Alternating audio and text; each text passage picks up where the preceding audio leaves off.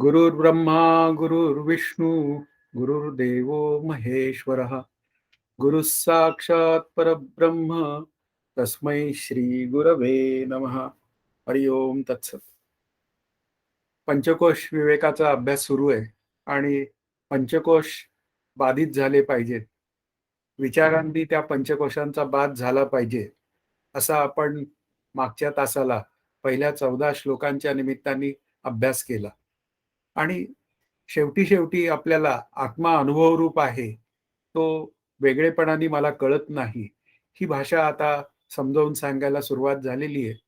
आणि त्या निमित्ताने हा 15वा श्लोक असं सांगतोय, गोडी देणारा दुसरा पदार्थ नसला तरी साखरेसारख्या पदार्थांचा तो स्वभावच असतो. त्याप्रमाणे आत्मा हा कोणाकडून अनुभवला जाणारा नसला तरी तो अनुभव रूप आहे. आत्मा अनुभव रूप आहे यासाठी उदाहरण दिलेलं आहे. आणि उदाहरण नेहमी एकदेशी असतं, हा विचार लक्षात घेतला पाहिजे. एकदेशी शब्दाचा अर्थ मर्यादित स्वरूपात समजावून सांगतं आणि त्यावरून आपण त्या दृष्टांताची म्हणजे आत्मानुभव हा वेगळेपणाने येत नाही याचा निर्णय करायचा आहे. मंथुनी नवनीता पैसे घे अनंता, वाया व्यर्थ कथा सांडी मार्गू. म्हणजे या शब्दाचा अर्थ असा आहे की ज्ञानदेव म्हणतात की उदाहरणं दिली जातील, पण ती उदाहरणं सोडून द्या, कथा सोडून द्या आणि त्याचं नवनीत काय आहे ते साररूप जे सिद्धांत आहेत ते मात्र समजून घ्या. तसाच हा साखरेचा गोडीचा साठीचा दृष्टांत आहे. साखरेची गोडी आणि साखर या दोघांमध्ये भिन्नता नाहीये. साखर म्हणजेच गोडी आणि गोडी म्हणजेच साखर अशा पद्धतीने आपल्याला बोलता येतं. साखरेचा आकार, नंतर साखरेचा दिसणेपणा हा सावयव साकार पदार्थ असल्यामुळे तो आपल्याला वेगळेपणाने कळण्याची व्यवस्था आहे. पण साखरेची गोडी कितीही एखाद्याने समजावून सांगितली तरी शेवटी काय आहे, त्या साखरेची गोडी ही आपल्याला चाखूनच पाहावी लागते आणि त्यानंतरच आपल्याला ती गोडी कळते. म्हणून साखरेच्या प्रत्येक कणात गोडी आहे आणि ती गोडी वेगळेपणाने कळत नाही. म्हणून इथे काय आहे, गोडी हे तिचं अंग आहे. साखरेची गोडी ही वेगळेपणाने आपल्या पुढे सिद्ध होत नाही. अशा पद्धतीने जर विचार केला तर तसाच आत्मस्वरूपाचा विचार आहे की आत्मस्वरूप हे वेगळेपणाने कळत नाही. अनुभव रूपता म्हणजे आत्मस्वरूप हे मला वेगळेपणाने कळत नसल्यामुळे अनुभव रूपच आहे, याचा अर्थ त्याचा वेगळेपणाने अनुभव घेण्याची व्यवस्था नाही. मग जे सत आहे तेच चित आहे आणि तेच आनंद रूप आहे. हा आपल्या मागच्या महाभूताच्या श्लोकांच्या निमित्ताने आपण अभ्यास केलेला आहे की आत्मा सद्रूप आहे, चिद्रूप आहे आणि आनंद रूप आहे. पण हे त्याचे 3 अंश नाहीये. म्हणून त्याला जर मला कळून घ्यायचं असेल आणि ते माझं स्वरूप असेल तर ते मला वेगळेपणाने कसं कळेल. म्हणून इथे काय आहे, आत्मा आणि अनुभव रूपता हे 2 वेगळेपणाने कळणाऱ्या गोष्टी नाही. आत्मा हे त्या आत्मस्वरूपाचं नाव पण नाहीये.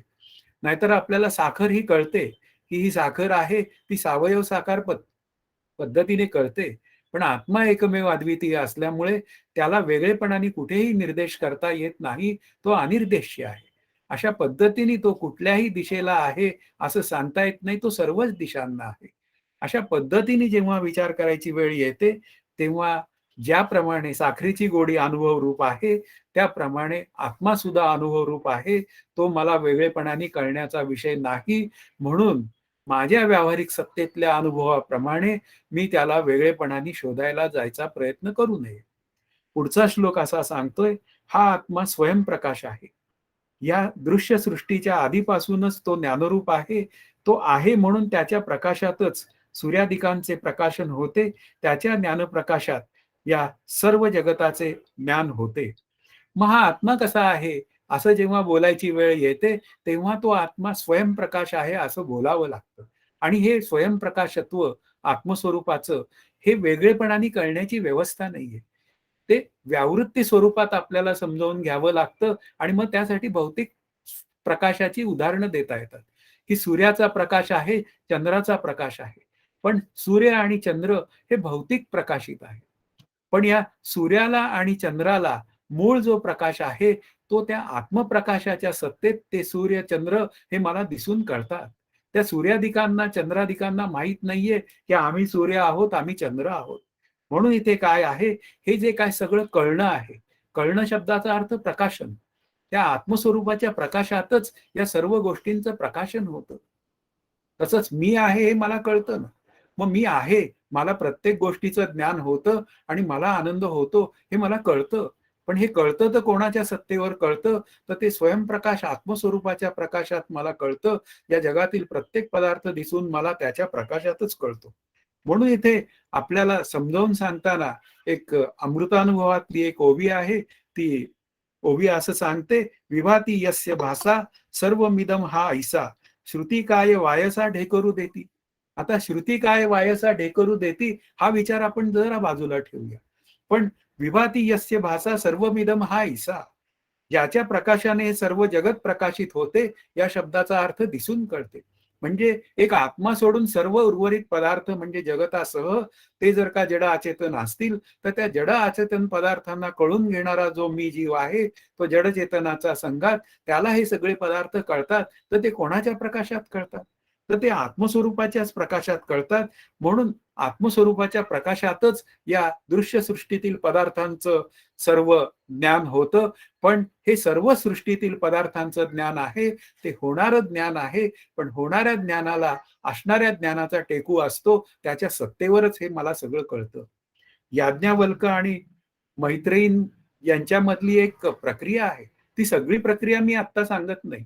पहिली सुरुवात आहे, सूर्याच्या प्रकाशात मला दिसते आणि शेवटी जेव्हा एक प्रक्रिया संपवायची वेळ येते, तेव्हा त्यांनी असं म्हटलंय, की गाढ झोपेत पडलेली स्वप्ने मला दिसतात का कळतात? गाढ झोपेमध्ये माझे डोळे उघडे नसतात पदार्थ पाहायला, त्यावेळी गाढ झोपेत पडलेली स्वप्ने मला कळतात. मग गाढ झोपेत पडलेली स्वप्ने मला कोणाच्या प्रकाशात कळतात? तेव्हा गाढ झोपेत पडलेली स्वप्ने मला आत्मप्रकाशात कळतात. तो आत्मप्रकाश मी आहे. म्हणजे ज्याच्या सत्तेवर तो आत्मप्रकाश हा आलेला आहे, तो आत्मा मी आहे. अशा पद्धतीने मी सोहम ध्यानाची प्रक्रिया तयार करू शकतो. म्हणजे या प्रक्रियेतनं सुद्धा मला आत्मा स्वयंप्रकाश आहे, त्याला जाणून घेण्यासाठी दुसऱ्या एका कोण्याही प्रकाशाची आवश्यकता नाही आणि तो मी आहे. म्हणजे ते आत्मस्वरूप मी आहे, असा जर विचार झाला, तर आपल्याला आणखीन एक पुढे फार मोठा सिद्धांत मांडता येतो, की माझ्याच प्रकाशात हे सर्व जग दिसून मला कळतं. अशा पद्धतीनेही या त्रिपुटीमय भासणाऱ्या जगताचा विचार मी करतो आणि करू शकतो आणि त्या निमित्ताने मी आत्मा एकमेव अद्वितीय आनंदरूप असेल, तर मला आनंदासाठी या जगामध्ये कुठेही भीक मागायला जायची आवश्यकता नाही. आनंद हे माझं स्वरूपच आहे.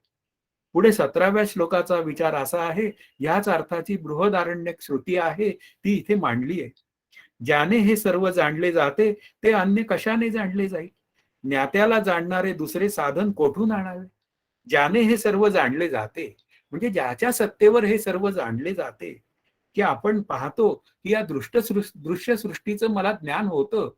पण ते कोणाच्या सत्तेवर होतं? तर ते आत्मस्वरूपाच्याच सत्तेवर होतं किंवा आत्मप्रकाशातच होतं असं म्हणूया आपण. मग ही दृश्यसृष्टी जड अचेतन आहे आणि मी जडचेतनाच्या संघात आहे. अंतःकरण नावाची गोष्ट माझी अंतःकरणात आहे. जीवाला अंतःकरण विशिष्ट चैतन्य किंवा अंतःकरण साभास चेतन अशाही पद्धतीने बोललं जातं. म्हणून अंतःकरणाला ज्ञान होतं, पण मुळातलं अंतःकरण जड अचेतन आहे. पण त्या आत्मप्रकाशामुळे, त्या आत्मस्वरूपाच्या प्रकाशामुळे ते जणू काही चेतन होतं आणि ते सर्व पदार्थांना ओळखतं. अशा पद्धतीने जे काय ओळखणं जे आहे, ते ओळखणं हे माणसाला शक्य आहे. म्हणजे जड अचेतन पदार्थ आणि चेतन यांचा जणू काही संघात झालेला जो जीव आहे, अष्टधा प्रकृतीचा, त्याला हे शक्य आहे. पण होतं काय? त्यातलं जे चैतन्य जे आहे, ते मला वेगळेपणाने कळत नाही. आणि ते वेगळेपणाने कळत नाही म्हणून मी मात्र माझ्या 5 ज्ञानेंद्रियांना जे सर्व काही दिसून कळतं, त्याच्यावरच विश्वास ठेवतो. आणि मग त्याच्यावर विश्वास ठेवून मग हे संत मंडळी, हे पंचदशीकार, हे श्री गुरु मला काय सांगतात याकडे मी दुर्लक्षित होतो.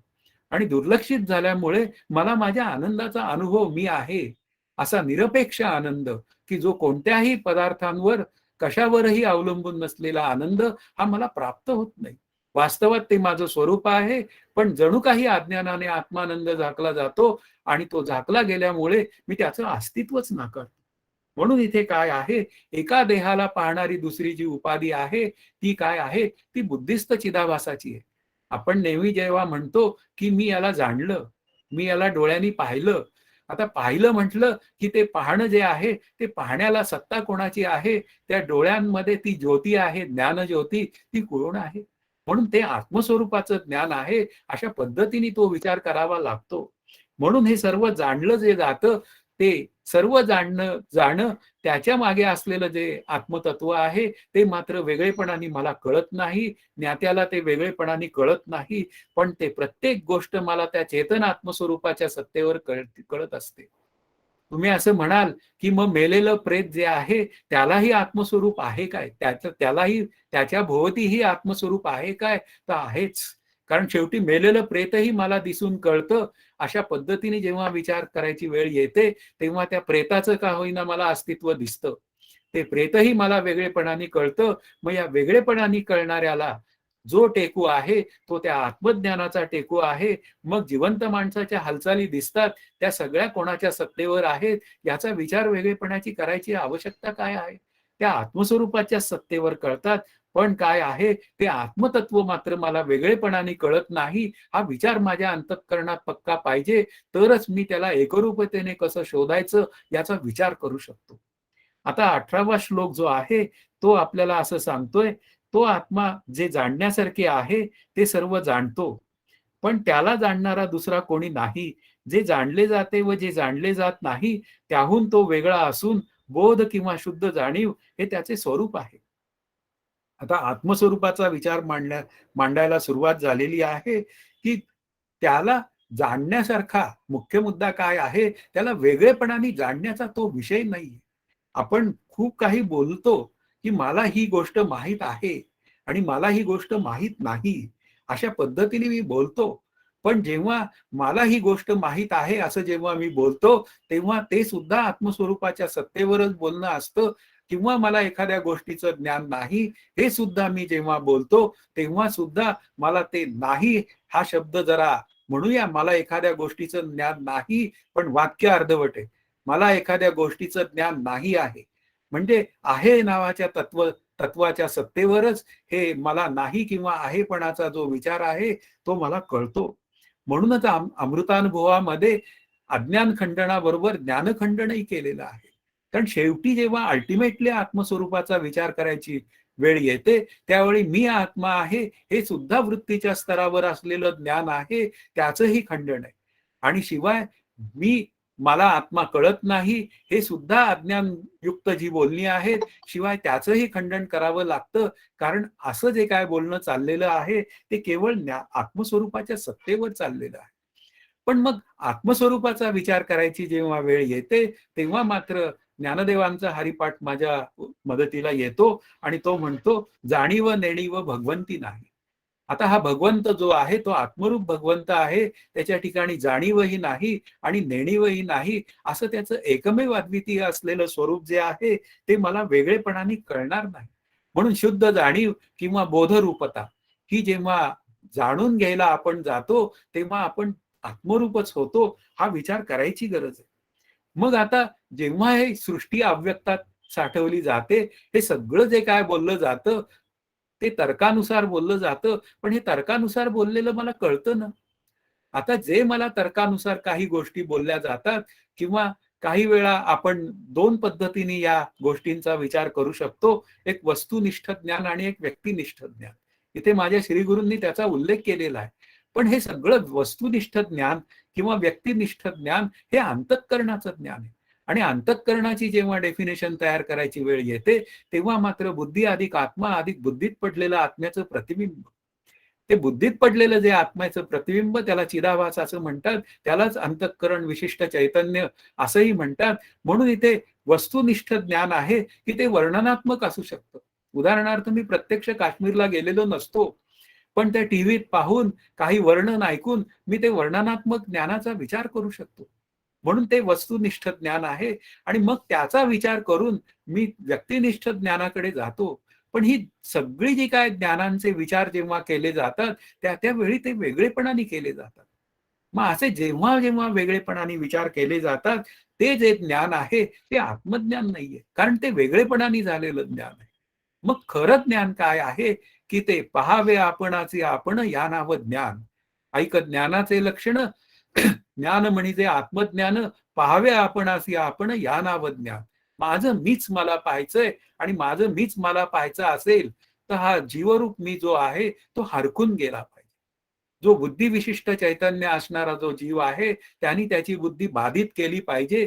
ज्या दिवशी मी माझी बुद्धी बाधित करेल त्या दिवशी तो आत्मप्रकाश त्या स्वरूपाला जाऊन मिळेल, आणि त्या बुद्धीवर त्याचा ठसा उमटेल, आणि त्याला लक्षात येईल की अरे आत्ता मध्ये जे काय घडलं त्याला म्हणतात या नाव ज्ञान. आणि हे ज्ञानाचं लक्षण मला वेगळेपणाने कळत नाही, असा विचार आपल्या पुढे येतो. म्हणून इथे काय आहे की या त्रिपुटीच्या ज्ञानाशिवाय असणारं जे ज्ञान आहे, म्हणजे जे आत्मज्ञान आहे, असं काहीतरी ज्ञान आहे यावर विश्वास चटकन बसत नाही. पण काय आहे, ते विश्वास ठेवल्याशिवाय मला त्याला तसा अनुभवही येण्याची व्यवस्था नाही. म्हणून श्री गुरु संत आणि त्यांनी लिहिलेले ग्रंथ हा माझ्या श्रद्धेचा विषय आहे. त्या श्रद्धेने मी त्या ग्रंथांचा अभ्यास केला, त्याप्रमाणे मी आत्मानात्म विचार करून माझी बुद्धी जर का श्री गुरूंकडे गहाण टाकून त्यांनी सांगितला तसा अभ्यास केला, आणि एक आत्मतत्व मी आहे, आणि या 5 कोशांचा जो विचार आहे तो मी नाही. अन्नमय कोश म्हणजे मी नाही, विज्ञानमय कोश म्हणजे मी नाही, प्राणमय कोश म्हणजे मी नाही, मनोमय कोश म्हणजे मी नाही, आनंदमय कोश म्हणजे मी नाही. अशी नाही नाहीची जी भाषा आहे ती अज्ञानाचा विस्तार जो आहे तो खंडित करण्यासाठी आहे. आणि अज्ञान बाधित करायचे, खंडित शब्दाचा अर्थ बाधित करायचं. संत हे ते नाश असा शब्द बोलतात, पण नाश शब्दाचा अर्थ बाध असा आहे. म्हणून ते अंतःकरण जोपर्यंत बाधित होत नाही, म्हणजेच पंचकोशांना जे माझं माझं मी समजतो ते अंतःकरण त्या पंचकोशापासून विलग जोपर्यंत होत नाही तोपर्यंत खऱ्या आनंदाचा अनुभव येत नाही. म्हणून इथे आत्मानुभव कठीण असला तरी सुद्धा तो शक्य आहे. संत नेहमी शक्य कठीण गोष्ट सांगतात, ते अशक्य गोष्टींचं नॉलेज कधी बोलतच नाही. ते कल्पित गोष्टींचा विचार कधी आपल्या पुढे बोलत नाहीत. संत मंडळी आपल्याला जे आहे ते खरं सांगतात. ज्या खऱ्या ज्ञानाचा जो विचार आहे तो आपल्या पुढे मांडतात. त्या अस्सल शास्त्राचा विचार, अस्सल ज्ञानरूपतेचा विचार संत आपल्या पुढे मांडत असतात, आणि त्या ज्ञानावर आलेलं जणू काही हे 5 कोशांचं जे काय आवरण आहे ते आवरण सुद्धा कसं दूर करायचं हाही विचार ते आपल्या पुढे मांडतात. 19वा श्लोक आपल्याला असं सांगतो, ज्याला ज्ञान होत असूनही त्या ज्ञानाविषयी अंदाजही करता येत नाही, त्या मनुष्य रूपाने वावरणाऱ्या दगडाला शास्त्र कसा बोध करू शकेल. आता ज्यांनी ऐकायचंच नाही ठरवलेलं आहे संतांचं आणि श्रीगुरूचं, त्याला इथं दगड म्हणलेलं आहे. आता दगड जड अचेतन असल्यामुळे त्याला काही कळण्याची व्यवस्था नाहीये. पण काय आहे, त्या दगडाचं भाग्य असेल तर त्या दगडातनं मूर्ती सुद्धा निघू शकते. पण हा जो माणसासारखा मी असलेला माणूस, तो जर का बुद्धीच्या स्तरावर वाहून जात असेल आणि संत बुद्धीवर विश्वास ठेवत नसेल तर त्याच्यासारखा अभाग्यवान तोच. पण मला जर भाग्यवान व्हायचं असेल तर मला माझ्या प्रत्येक वेळी लक्षात ठेवलं पाहिजे की मी भाग्यवान केव्हा ठरेल, तर जेव्हा मी माझ्या स्वरूपाशी एकरूप होईल. म्हणून इथे काय आहे, मला माझ्या स्वरूपाशी एकरूप व्हायचं असेल तर मला लक्षात ठेवलं पाहिजे की या प्रत्येक होणाऱ्या ज्ञानामागे असणाऱ्या ज्ञानाचा ठेका आहे किंवा टेकू आहे. म्हणून हे प्रत्येक होणारं ज्ञान जेव्हा जेव्हा मला होईल तेव्हा तेव्हा सनिमित्त प्रक्रिया घडवून मी त्या असणाऱ्या ज्ञानापर्यंत गेलो पाहिजे. एखादा नको असलेला विचार आला, भले तो माझ्या अन्नमय कोशा संबंधात असेल, त्या आरशात बघणं असेल, किंवा माझी स्तुती कोणी केली की आता तुमचं वजन फार कमी झालंय, पूर्वी तुम्ही फार जाड दिसत होता, आता तुमचं वजन फार कमी झालंय, असं कोणी मला म्हणलं की मला लगेचच अहंकार होतो. तो अन्नमय कोशाचा अहंकार आहे. पण हा अन्नमय कोशाचा अहंकार मला कोणाच्या सत्तेवर झाला हा विचार करायची गरज आहे. या अन्नमय कोशाचा अहंकार जेव्हा होतो तेव्हा त्या देहाची स्तुती केली की बरं वाटतं, आणि त्या देहाला जर का काही सुखदुःख झालं, म्हणजे काही त्याला आजार झाले की मला दुःख वाटायला लागतं. अशा पद्धतीने जेव्हा विचार येतो तेव्हा तो अन्नमय कोशातला विचार आहे. मग अशा 5ही कोशांचा मला बात करावा लागेल. ते 5ही कोशातलं जे काय ज्ञान आहे ते मला सगळं वेगळेपणाने होतं. मग या प्रत्येक वेगळेपणाने होणाऱ्या ज्ञानामागे असं शुद्ध नित्य आत्मस्वरूपाचं ज्ञान असतं. त्याच्या प्रकाशातच हे मला सगळं कळतं. कारण जीवाची व्याख्याच अशी आहे, बुद्धी अधिक आत्मा अधिक बुद्धीत पडलेलं प्रतिबिंब. मग त्या आत्म्याच्या प्रतिबिंबामुळेच मला हे सगळं ज्ञान होत असेल तर त्याची सत्ता मला स्वीकारायला काय अडचण आहे. पण असं होत नाही. असं होत नाही तेव्हा मात्र काय होऊन जातं, त्या मनुष्याला मग दगडाचा दर्जा श्री ज्ञानदेव देतात. म्हणून इथे मला इदम आणि अहम रूपानी मुख्य मुद्दा काय आहे, इदम म्हणजे हा ही हे, अहम म्हणजे मी, या पद्धतीने मी माझं, या पद्धतीने मला जे काय सगळं ज्ञान होतं, म्हणूया ते पंचकोशाच्या निमित्ताने असेल, पण त्या पंचकोशाच्या निमित्ताने होणारं ज्ञान जे आहे त्याला असणाऱ्या ज्ञानाचा टेको आहे.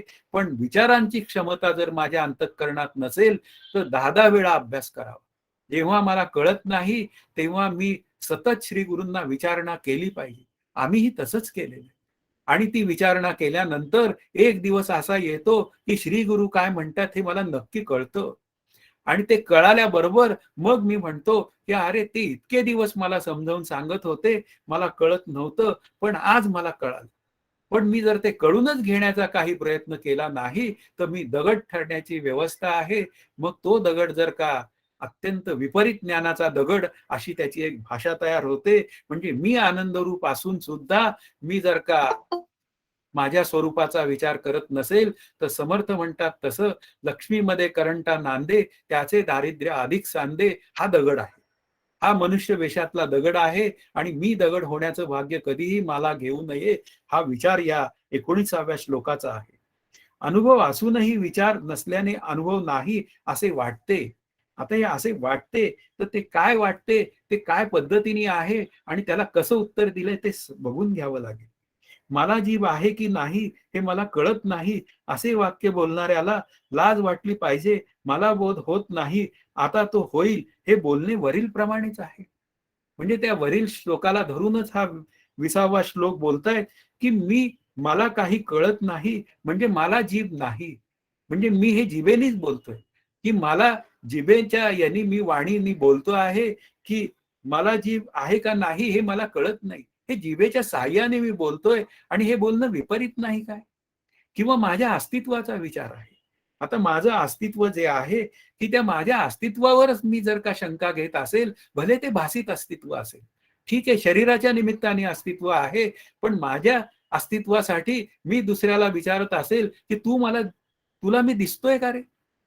तुला मी दिसतोय का रे? असं जर का मी एखाद्याला विचारलं, तर तो दुसरा जो म्हणेल की बहुतेक याचं डोकं फिरलेलं आहे, याला येरोड्याला नेलं पाहिजे. असा येरोड्याला नेणारे जे प्रश्न आहेत, तो हा 20व्या श्लोकाचा विचार आहे. होणाऱ्या ज्ञानावरून, होणारं जे ज्ञान आहे, त्या होणाऱ्या ज्ञानाच्या बोधावरून तरी या बोधाची कल्पना म्हणजे बोधरूप असलेल्या बोधाची कल्पना करावयास काय हरकत आहे? होणारं ज्ञान जे आहे, ते कधी असतं आणि कधी नसतं. जागृतीमध्ये मला नक्की कळतो. शरीर रूपाने का होईना, मला नक्की कळतो. पण तोच मी सुषुप्तीमध्ये मला कळत नाही. याचा अर्थ अंतःकरण वृत्ती किंवा काही गोष्टी या जागृतीमध्ये जाग्या असतात आणि त्या झोपेमध्ये लीन होऊन जातात. पण आत्मा मात्र आहे ना. अशा पद्धतीने जर का मी विचार केला, तर हा होणारा जो बोध आहे, त्याला असणाऱ्या बोधाचा टेको आहे, असा तर्क करायला तरी काय हरकत आहे? आणि जर तो तर्क केला, तर मग काय आहे, मी त्या तर्काच्या दिशेने प्रवास करू शकतो. त्या श्रुतीप्रमाणे माझा तर्क जर असेल आणि श्रुती मला जर मी आनंदरूप आहे, म्हणजे मी सद्रूप आहे, चिद्रूप आहे, आनंदरूप आहे, असं जर सांगत असेल, तर त्याचा पाठपुरावा करणं ही माझी भूमिका असली पाहिजे. तरच मी या अध्यात्माच्या अभ्यासात उतरावं. नाहीतर नुसत्याच शंका राहतात. श्री गुरु मला म्हणाले एकदा, "तू किती दिवस मला सारख्या सारख्या शंका विचारणार आहेत? एक दिवस जरा उत्तर शोधण्याचाही प्रयत्न कर. मी सांगतोय त्याच्यावर चिंतन कर. मी जे काय सांगतोय ते मी एखादं वाक्य बोललेलं असतं, पण त्या एखाद्या वाक्यामध्ये 10 वाक्यांचा विचार असतो. तू तो विचार केला नाहीस, तर तुला तू कोण आहेस हे कळणार नाही." हा विचार त्यांनी माझ्यापुढे मांडला आणि सांगितलं की तू सतत चिंतन कर. त्यालाच म्हणतायत तत्कथनम, तत्चिंतनम, तत्श्रवणम. तू ते सतत ऐक, ते सतत चिंतन कर. एक दिवस तुला बोध झाल्याशिवाय राहणार नाही. म्हणून मी त्यांच्या म्हणण्याप्रमाणे मी तसं चिंतन करण्याचा प्रयत्न करत आहे. आता त्यांनी दिलेला अश्युरन्स हा मला एक दिवस बोध करून देणार नाही काय? म्हणजे बोधरूपता माझ्या अंतःकरणात ती सिद्ध होणार नाही काय? तर ती होणारच आहे. माझ्या श्री गुरूंना जर का बोधरूपता असेल, तर ती शिष्यालाही होणार आहे, असा आतमध्ये निश्चय करूनच मी माझा अभ्यास केला पाहिजे. म्हणून इथे काय आहे, आत्मा मला 5 ज्ञानेंद्रियांनी कळणार नाहीये, एवढं जर का लक्षात आलं, तर मग काय आहे, हे आनंद रूपता, ही सतरूपता किंवा चिद्रूपता, ही मला वेगळेपणाने कळणार नाहीये, एवढा तरी निश्चय मी करायला पाहिजे. आणि वेगळेपणाने होणाऱ्या ज्ञानाला असणाऱ्या ज्ञानाचा टेकू आहे, असं सतत चिंतन केलं, तर मी प्रत्येक वेळी मी माझ्या आनंदासाठी मी विचार करू शकतो. मी प्रत्येक विचार माझ्या आनंद रूपतेकडे नेऊ शकतो आणि ते तत्व मी आहे. सहा अहम सोहम असा एक विचार सहज करू शकतो आणि तो विचार मला माझ्या आनंदाकडे घेऊन जाईल. कारण विचार किती दिवस करणार?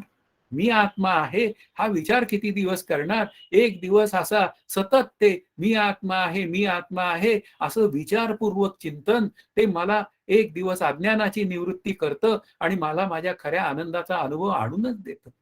म्हणून जोपर्यंत अज्ञानाची निवृत्ती होत नाही, तोपर्यंत मला अभ्यास करण्याची गरज आहे. 21व्या श्लोकाचा विचार असं सांगतो, व्यवहारात जे जे कळते त्याकडे दुर्लक्ष केले असता जे केवळ कळणे उरते तेच ब्रह्म, अशी बुद्धी तयार झाली की त्यालाच ब्रह्मनिश्चय म्हणावे.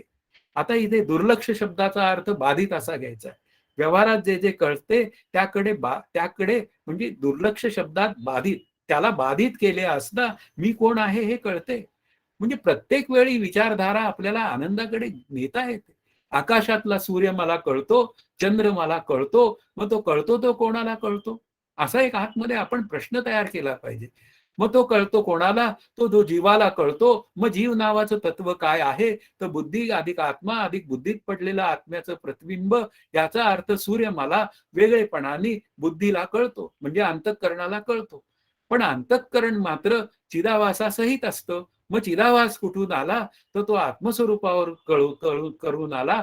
मग तिथून तो आला असेल तर आत्मस्वरूपाच्या सत्तेवर चिदाभासाच्या साह्याने हे पदार्थ मला दिसून कळतात, असं एक वाक्य तयार होतं. आणि मग त्या त्या वेळी ज्या ज्या वेळी मला ते पदार्थ दिसून कळतात किंवा ज्या ज्या वेळी मला एखादा बुद्धीला संकल्पना सहज स्पष्ट होते, त्या त्यावेळी आपल्याला लक्षात येतं की ही सगळी जी संकल्पना जी आहे ती आत्मस्वरूपाच्या सत्तेवर मला कळलेली आहे. मग आता ते आत्मस्वरूप मला जाणून घ्यायचं आणि ते आत्मस्वरूप सद्रूप आहे, चिद्रूप आहे आणि आनंदरूप आहे.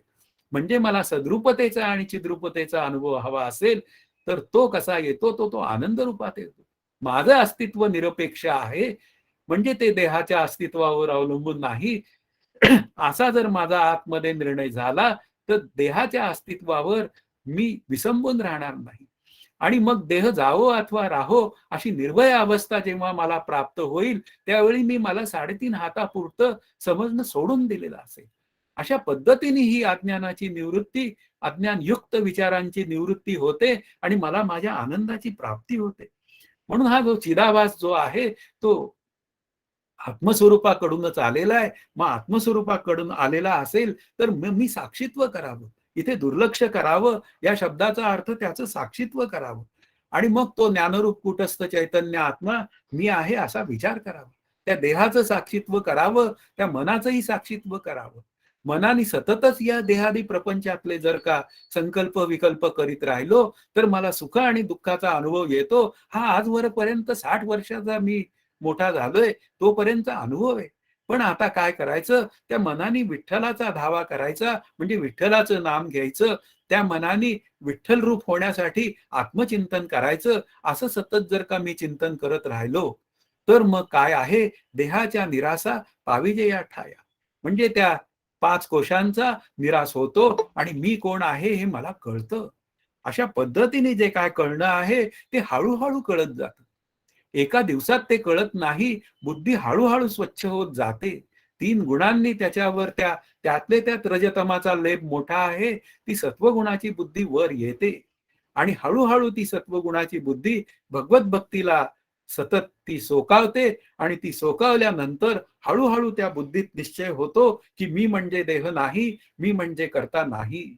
आणि मी जर कर्ता नसेल तर मग कर्ता कोण आहे? तर तो विठ्ठल रूप म्हणजे आत्मरूप विठ्ठल करता आहे आणि तोच माझं सगळं करतो, असा विचार करावा लागेल. नाहीतर होतं काय, मी त्या देवाची पूजा थोडी इकडं तिकडं करतो, 4-2 अक्षरं बोलतो आणि मग मी काय करतो, म्हणतो की मी देवाचं करतो. आता देवाचं काय मी करतो? आता तोच माझं सगळं योगक्षेम वाहत असतो आणि तोच माझं सगळं करतो, तर मग मी देवाचं करतो या म्हणण्याला, या अहंकार रूपी म्हणण्याला अर्थ काय? म्हणून हे सगळं म्हणणं जे विपरीत म्हणणं आहे, ते अज्ञानातलं म्हणणं मला काढून टाकावं लागेल आणि मग ते मला माझ्या आनंदाकडे घेऊन जाईल आणि आनंदाकडे घेऊन गेल्यानंतर मग जेव्हा मी या जगात व्यवहार करेल, त्यावेळी त्याला व्यवहार म्हणतात, तो बाधितानुवृत्तीने झालेला व्यवहार.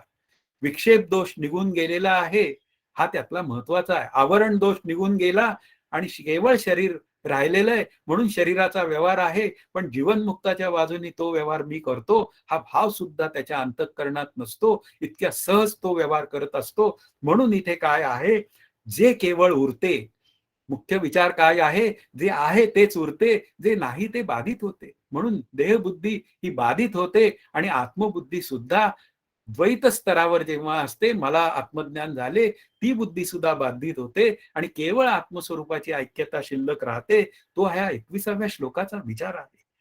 22व्या श्लोकात असे केले असता, पाचही कोशांचा निराश केला असता, साक्षीरूप बोध मात्र उरतो, तोच आत्मा आहे. निराश केल्यानंतर काहीच उरत नाही, म्हणजे शून्य, असे सिद्ध करणे शक्य नाही. आले परत शून्यवादी काय थोडे हटणारे आहेत काय? म्हणून इथे काय आहे, पाचही कोशांचा निराश केल्यानंतर मग काय उरतं? अरे जे आहे तेच उरतं. त्यालाच आनंदरूप आत्मा म्हणतात, त्यालाच माझं स्वरूप म्हणतात. म्हणून इथे प्रत्येक वेळी मी अन्नमय कोश नाही, मी मनोमय कोश नाही. मी जर का माझे संकल्प विकल्प जर का विठ्ठलाच्या दिशेने वळवले, तर मग अशा रीतीने ही सगळी कोशांची भाषा आहे ती सहज बाधित होते. अशा पद्धतीने आनंदमय कोशापर्यंत मला आनंदासाठी विषयांवर आणि त्या व्यक्तींवर अवलंबून राहावं लागत नाही. आणि मग माझाच आनंद मला कळायला लागतो, की अरे कोणत्याही परिस्थितीत माझी अंतःकरण वृत्ती सहज शांत राहते आणि जी शांत राहिलेली वृत्ती आहे तीच आनंदाची वृत्ती आहे. बाधितानुवृत्तीने ती सहज वृत्ती शांत राहत असेल, तर ती आनंदरूप झालेली वृत्ती आहे. मग तो आनंद उरलेला आहे, तिथं शून्य कसं असेल? त्या शून्यवाद्यांचं म्हणजे बोलणंच मोठं काय म्हणूया विपरीत आहे. म्हणून इथे काय आहे, त्या शून्याचंही आत्मा प्रकाशन करतो एवढा विचार करावा. कारण ध्यानाच्या भाषेमध्ये श्री समर्थांची ओवी आहे. इकडे दृश्य तिकडे देव, मध्ये शून्यत्वाचा ठाव, तया मंद बुद्धिस्तव प्राणी ब्रह्म म्हणे. उदाहरणच देतो, मी सज्जनगडावर गेलो होतो. तिथे आमच्याबरोबर एक ध्यान करणारी व्यक्ती होती आणि ध्यान करणारी व्यक्ती आणि आम्ही अगदी नवीन होतो, त्यामुळे आम्हाला हे सगळं मोठं मजेशीर वाटायचं. आणि ध्यान केल्यानंतर मी त्या व्यक्तीला विचारलं, की बाबा रे तुम्हाला आता काय वाटतंय? ते म्हणे मला आता सुम्म वाटतंय, म्हणजे बधीर वाटतंय.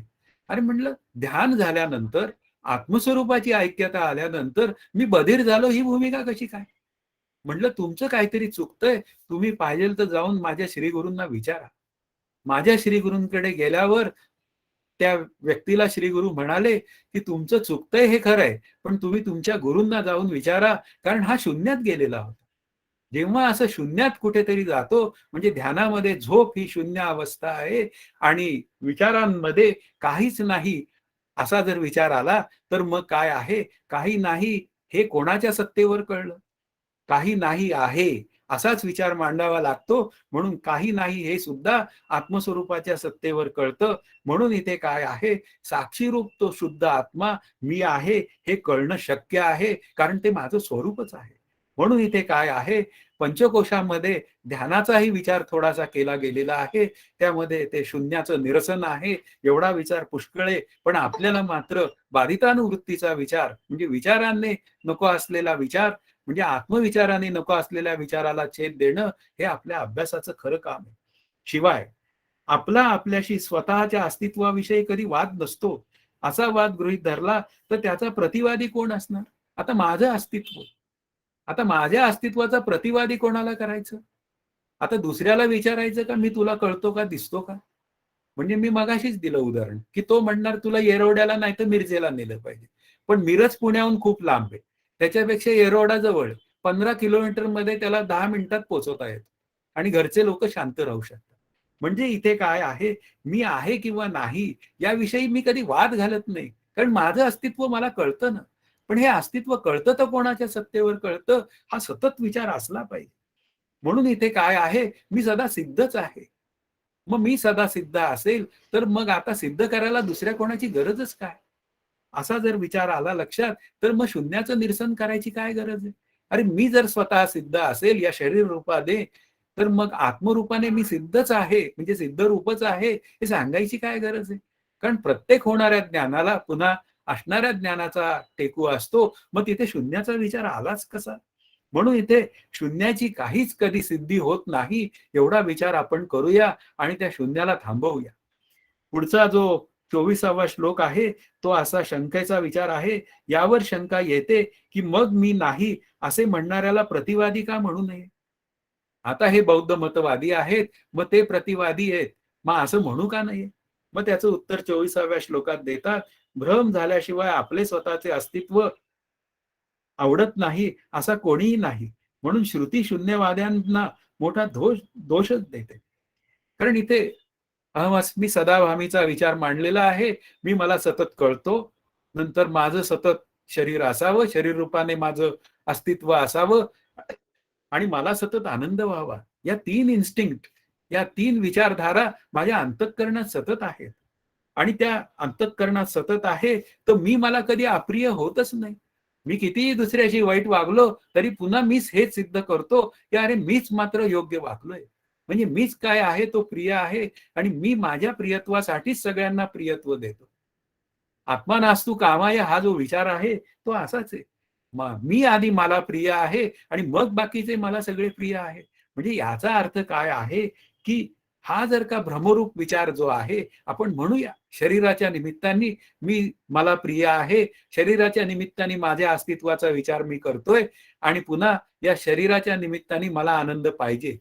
व्यक्तीच्या निमित्ताने, वस्तूच्या निमित्ताने आता असू दे भ्रमरूप विचार, आपण तात्पुरता त्याला स्वीकारूया. पण हा भ्रमरूप विचार असेल, तर मला भ्रम झाला असा विचार तरी करायला काय हरकत आहे? की मी देह आहे असं जेव्हा मी म्हणतो, त्यावेळी हे जे काय म्हणणं आहे ते जागृतीत म्हणणं सिद्ध होतं आणि झोपेमध्ये मात्र मी काय आहे हे मला काही कळतच नाही. म्हणजे तिथे अज्ञान सिद्धच होतं. मग आता मी देह आहे काय याचा विचार करायची वेळ येते. तेव्हा मात्र मी म्हणतो माझ्या देहाला दुखतं, मग माझ्या देहाला दुखतं असं मी जेव्हा म्हणतो, तेव्हा मी त्या देहापासून वेगळा आहे. म्हणजे मी रूप मी एक आहे आणि देहरूप मी एक आहे. म्हणून इथे या भ्रामक अस्तित्वावरून तरी मुख्य अस्तित्वाचा विचार करायला मला काय हरकत आहे? मग अशी जी काय मुख्य अस्तित्वाचा विचार करण्याची व्यवस्था आहे, ती आपल्या संतांनी, श्री गुरूंनी अद्वैत तत्वज्ञानात आहे. मग अद्वैत तत्वज्ञानात असेल, तर भ्रम झालेला असेल, तर मग काय आहे, त्या मूळ शोधायचा प्रयत्न केला पाहिजे. एरवी माझी मूळ शोधायची घाई असतेच की नाही? कोणी एखादी नवीन व्यक्ती जर का सज्जनगडावर आम्हाला भेटली शिबिराला, की लगेचच मी विचारतो, "तुम्ही कुठून आला?" मग तो म्हणतो, "माझं नाव असं-असं आहे." "मग तुम्ही यांचे पाहुणे का?" म्हणजे हे काय आहे? हे सगळं मूळ शोधन आहे. मग आता माझं मूळ शोधायला जायला मी काय हरकत आहे? माझं मूळ आहे आत्मस्वरूप. मग ते आत्मस्वरूप जर मी शोधायचा प्रयत्न केला, तर मग लक्षात येतं, की शून्य नावाची जी कल्पना आहे, ती भ्रमिष्ट कल्पना आहे. म्हणून इथे काय आहे, त्या शून्यवाद्याला जरी प्रतिवादी केलं, तरी शून्य निरसनच होतं. म्हणजे शून्यत्व कधी सिद्धच होत नाही. हा सगळा विचार जर आपण करून घेतला, तर मग काय आहे, या शून्यवाद्यांना मात्र जर अनुभवच द्यायचा असेल काही नाहीचा, तर त्याला विदर्भात उन्हाळ्यामध्ये भर दुपारी 12 वाजता त्याला उन्हात उभा केला पाहिजे आणि उन्हात उभा करून त्याला एक चांगला अर्धा तास तिथे तापवला पाहिजे. आणि तापवल्यानंतर त्याला म्हणलं पाहिजे, "तुला काही होत नाही. कारण काय आहे, तू शून्य आहे. आता तू शून्य असल्यामुळे तुला काही होण्याचंच कारण नाही. मग आता तू तापतो कशाला?" म्हणजे हे तापलेलो मी आहे या विदर्भाच्या उन्हामध्ये, हे मला कोणाच्या सत्तेवर कळालं? शेवटी कळणं जे आहे, ते कळणं होणाऱ्या ज्ञानातलं असलं, तरी सुद्धा ते असणाऱ्या ज्ञानामुळे मला कळालेलं आहे. याच्यातच मी त्या शून्यवाद्याचा निराश केलेला आहे. म्हणून इथे काय आहे, स्वतःचंही अस्तित्व जिथे नाकारायला ही मंडळी तयार होतात, तेव्हा त्यांच्या तत्वज्ञानातनं ते कुठे जाणार आहेत, याविषयी शंका उत्पन्न होते. पुढे आता 25वा श्लोक असं सांगतोय, जो ब्रह्म नाही असे म्हणतो, तो स्वतःचेच अस्तित्व नाकारतो. म्हणून ब्रह्म जाणण्यासारखे नसले तरी ते शुद्ध जाणीव रूप आहे असे लक्षात घ्यावे. आता जो ब्रह्म नाही असे म्हणतो, तो स्वतःचंच अस्तित्व नाकारतो, कारण तो स्वतःच ब्रह्मरूप आहे. मग ब्रह्म नाही हे म्हणणं सुद्धा त्या ब्रह्मस्वरूपाच्या सत्तेवर बोलतोय, हे जे संत श्री गुरु मंडळी सांगतात, ते निदान होय म्हणाला तरी काय हरकत आहे. आधी होय म्हण आणि मग नंतर समजून घे ना. मुख्य विचार काय आहे, की स्वतःचं अस्तित्व जे आहे ते शरीराच्या स्तरावरचं किंवा कळणेपणा आहे किंवा त्या शरीराच्या स्तरावर आनंद भोगण्याचा जो विचार आहे, तो सगळा जो मूळ विचार आहे, तो कुठून आला? असा जर विचार करायची वेळ आली, तर मग काय आहे, इथे उदाहरण दिलं. जेव्हा मी स्वतःचं अस्तित्व नाकारतो, तेव्हा त्या घटाने मातीचं अस्तित्व नाकारल्यासारखं आहे. ज्याच्या सत्तेवर हा घट सिद्ध आहे, म्हणजे घट भासतो, त्या मातीलाच हा नाकारायला गेला, तर त्या घटाचं अस्तित्व राहील काय? अशा पद्धतीने आहे, मी ब्रह्माचं अस्तित्व नाकारू शकत नाही. मी माझ्या स्वरूपाचं अस्तित्व नाकारू शकत नाही, कारण ते स्वरूप निर्विशेष आहे. ते माझ्या 5 ज्ञानेंद्रियांना कळत नाही, म्हणून ते नाकारायचं काय कारण? एखाद्या डॉक्टरकडे जातो आणि त्याच्याकडे मी एक्स-रे अगदी आनंदाने काढून घेतो. त्या एक्स-रे विषयी मला काही माहितीही नसते. त्या मशीन विषयी काही माहिती नसते, पण तिथे मी मात्र तिथे विश्वास ठेवतो. पण श्री गुरु आणि संत यांनी जे काय ब्रह्म नावाचं तत्व आहे, ते तुझं स्वरूप आहे, असं सगळं जे काय सांगतात, ते सांगणाऱ्याला मी त्या सांगणाऱ्यावर श्रद्धा ठेवायला काय हरकत आहे? पण काय होऊन जातं, माझी नुसती श्रद्धा माझ्या श्रीगुरूंवर असते, पण त्यांनी सांगितलेल्या विचारांप्रमाणे, त्या विचारांवर श्रद्धा आणि त्याप्रमाणे साधन करण्याची जबाबदारी सुद्धा माझी असते, हे सगळं मी विसरूनच जातो. म्हणजे श्रद्धावान लभते ज्ञान, श्रद्धावान असलेल्यांची ही रडकथा आहे आणि पुन्हा श्रद्धा नसलेल्यांचा तो विचारच जाऊ दे. ते नास्तिक लोकांचा विचारच नाही करायची गरज, पण असा श्रद्धावान जो आहे असं मी म्हणतो, तो श्रद्धावान सुद्धा त्या श्रीगुरूंच्या म्हणण्याप्रमाणे वागण्याचा प्रयत्न करतो काय? अरे तो जर करत असेल, तर श्रद्धेप्रमाणे तो साधना करतो आहे, असा विचार पुढे येतो.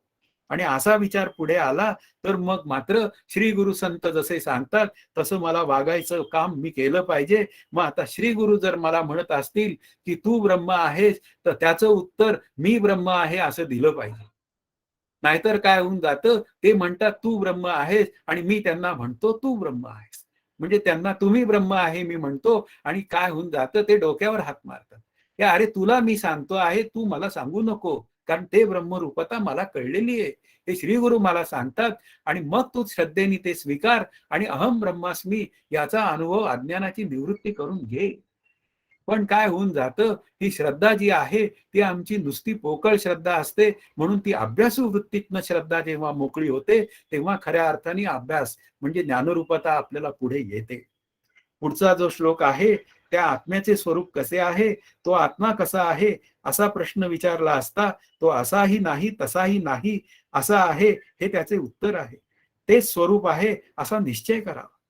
तो आत्मा कसा आहे आणि कसा नाही असं जर विचारायला गेलं, तर तो काही वेगळेपणाने जाणण्याचा विषयच नाही. वेगळेपणाने जे काय पदार्थ असतात त्याचं वर्णन करता येतं आपल्याला. एखाद्याच्या शरीराचं वर्णन करता येतं आणि मग त्याप्रमाणे ही व्यक्ती अशी अशी आहे.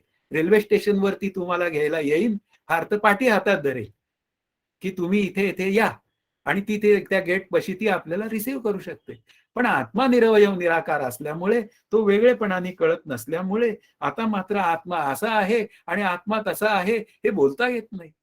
मग तरी सुद्धा आत्मा सच्चिदानंद रूप आहे असं जे काय बोललं जातं, ते केवळ व्यावृत्तीच्या स्वरूपात आहे. असताची व्यावृत्ती सत म्हणो आले श्रुती, जडाची समाप्ती चिद्रूपत्व. म्हणजे या काय आहे, या व्यावृत्ती स्वरूपात मात्र त्याच्याविषयी बोलणी करावी लागतात. पण तो काय आहे, ते एकमेव तत्व अद्वितीय असल्यामुळे इथे मला त्याचा वेगळेपणाने अनुभव येण्याची व्यवस्थाच नाहीये. म्हणून देव शोधावया गेलो, देवची होऊन गेलो. आत्मा जाणायला जो जातो, तेव्हा तो आत्मरूपच होऊन जातो. म्हणून इथे काय आहे, आत्मस्वरूप निरपेक्ष आहे. ते स्वसंवेद्य आहे. ते 5 ज्ञानेंद्रिय आणि 6 प्रमाणांना कळत नाही. आणि अशा पद्धतीने त्याला वेगळेपणाने जाणण्याचा कधीही विचार करू नका. आणि त्याला जाणायचं असेल, तर श्री गुरु म्हणतात, तसं साधन मार्ग चालवावा आणि आत्मस्वरूपाशी एकरूप व्हावं, हाच खरा त्यामागचा विचार आहे. असा व तसा या शब्दांचा अर्थ काय? तर जे पदार्थ 5 ज्ञानेंद्रियांनी कळतो व त्याला असा म्हणावे व जो कळत नाही त्याला तसा म्हणावे. पण आत्मा हा विषय व तो जाणणारा कोणी विषयी या स्वरूपाचा नाही व तो सतरूपाने सतत असल्यामुळे परोक्षही नाही. म्हणून इथे काय आहे, की जो पदार्थ मला 5 ज्ञानेंद्रियांना कळतो त्याला असा म्हणावा. आता असा म्हणताना या खोलीमध्ये असणारे सगळे पदार्थ आहेत त्यांना असा म्हणता येईल, कारण ते मला 5 ज्ञानेंद्रियांना कळतात. पण ते दुसऱ्या खोलीत असलेले जे काही सगळे पदार्थ आहेत ते मला आता या क्षणी दिसत नाही ना. मग म्हणून काय झालं, ते तसं आहे. माझ्या ज्ञानेंद्रियांच्या कक्षेमध्ये ते पदार्थ येत नाहीत, म्हणून काय झालं, माझ्या ज्ञानाच्या कक्षेत येत नाहीत, म्हणून ते पदार्थ काय आहेत तसे आहेत. म्हणून इथे काय आहे, आपल्याला प्रत्येक पदार्थ जो काय वेगळेपणाने कळतो तो मनाच्या, बुद्धीच्या किंवा आणखीन अंतःकरणाच्या स्तरावर कळतो, अशी एक भूमिका मांडता येते. पण आत्मस्वरूप मात्र काय आहे, तुझे रूप मनोवाचातीत, म्हणजे आत्मस्वरूपाचं रूप मनाच्या आणि वाचेच्या पलीकडे आहे. मग असं जर असेल तर त्याला मनाने आणि पुन्हा वाचेने जाणण्याला जावं कशा करता. मग मनाने आणि वाचेने काय करावं, त्यांनी विचार करावा, त्यांनी त्याची स्तुती करावी आणि नको असलेले विचार अंतःकरणातनं घालवावेत. म्हणून आत्मा विषय नाही. विषय होणारा प्रत्येक पदार्थ हा वेगळेपणाने कळतो. म्हणून विषय विषयी भावसंबंध हा आत्मस्वरूपाच्या ठिकाणी नाही, कारण तो एकमेव अद्वितीय असल्यामुळे तो वेगळेपणाने कळणारच नाही. हे वाक्यच आपल्याला सतत बोलावं लागणार आहे. म्हणून जीवाला जे काय त्रिपुटीच्या स्वरूपात ज्ञान होतं ते विषय विषयी अशा संदर्भाने होतं. आणि मध्ये त्या ज्ञानाची एक प्रक्रिया असते, त्याला आपण ज्ञाता ज्ञान नेय ही त्रिपुटी बोलतो. पण ज्ञातृज्ञेयाविहीन नुसदेची जे ज्ञान तो आत्मस्वरूपाचा विचार आहे. म्हणून इथे काय आहे, आत्मस्वरूपाची इंद्रिय प्रत्यक्षता नाही. लक्षात घ्या की आत्मा प्रत्यक्ष रूप आहे, म्हणून इथे इंद्रियांच्या साह्याने किंवा 6 प्रमाणांच्या साह्याने तो जाणण्यासाठी जाऊच नये.